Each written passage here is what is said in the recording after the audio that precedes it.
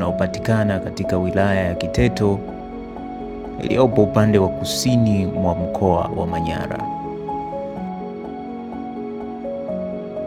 Kwa wakazi wengi wa hapa, shughuli zao kuu ni kilimo cha mazao ya chakula na biashara, ufugaji wa mifugo hasa ng'ombe na mbuzi, na biashara ndogo ndogo na minada ya mifugo.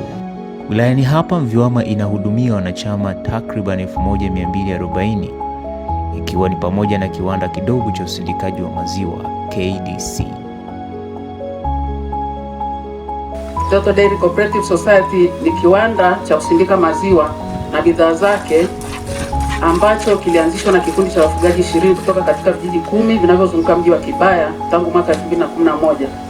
Kufikia mwezi Mei mwaka 2016, chama kilisajiliwa rasmi kwa hati ya usajili namba NMR 154 ambapo kilikuwa na wanachama 50, wanawake wakiwa 24 na wanaume 24 na wanawake 26. Ushirika huu uliendelea ukiwa na malengo makuu matatu.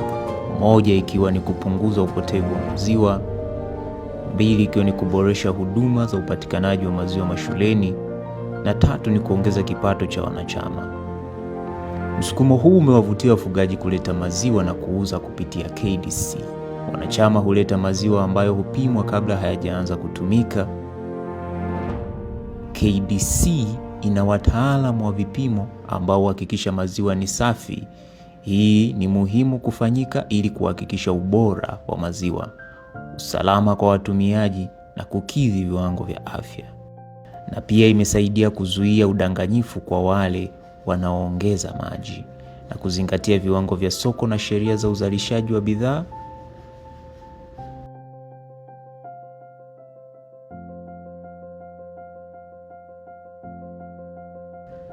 Jibini au chizi hutengenezwa na maziwa safi yaliyopimwa.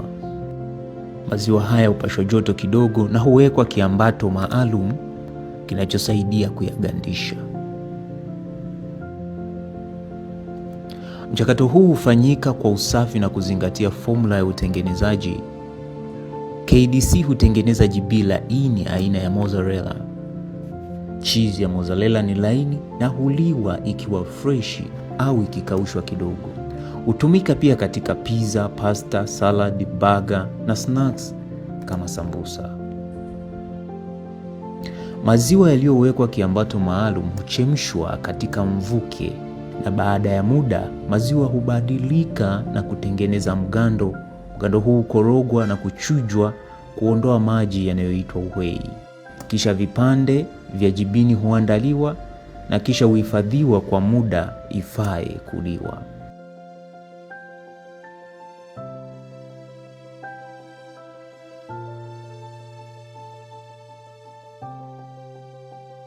Wanachama wa KDC hupata mafunzo ambayo hutolewa ili kuhakikisha ushirika unakuwa imara na endelevu.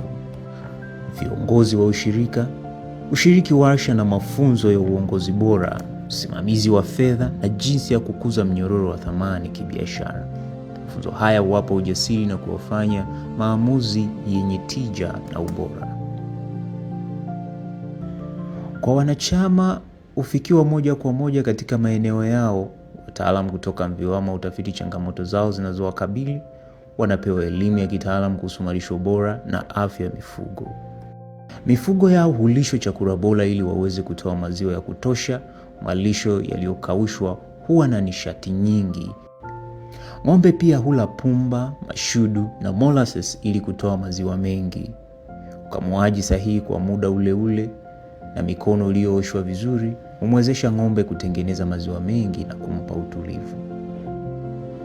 Ubora wa mabanda mazuri ya ng'ombe hurahisisha usimamizi, hutoa nafasi ya kutosha kwa kulala, kulishia na kunyweshea maji. Mabanda ya aina hii humwezesha ng'ombe kuepukana na magonjwa ya ngozi, mapaja na kwato. Banda linalokinga dhidi ya mvua, jua na upepo hulinda afya ya ng'ombe.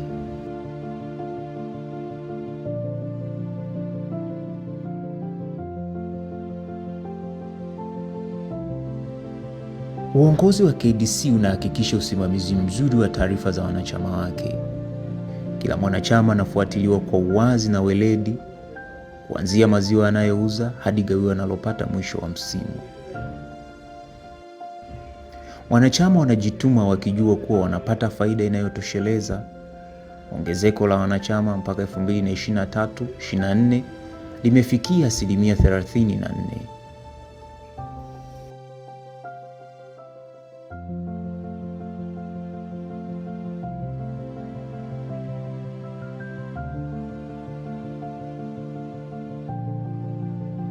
Ili kuhakikisha maziwa na bidhaa zake zinafika sokoni kwa usafi, KDC imewekeza katika mashine za kisasa za kufungashia bidhaa zote. Wafanyakazi hupata urahisi wa kufunga bidhaa kwa kutumia mashine. Vile nembo za bidhaa huwekwa ili kuongeza thamani na mvuto wa muonekano. KDC inatengeneza bidhaa za maziwa aina mbalimbali. Maziwa aina ya yogurt yenye ladha ya vanilla na strawberry, pamoja na maziwa aina ya mtindi safi wenye ladha tamu.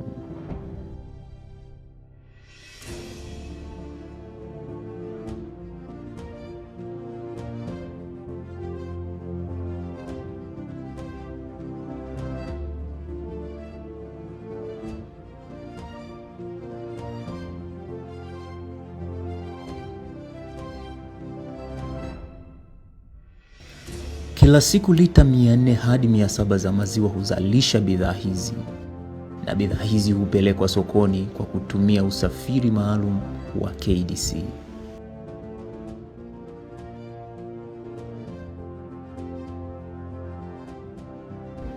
KDC pia hutumia duka la kiwanda kuuza bidhaa kwa wateja.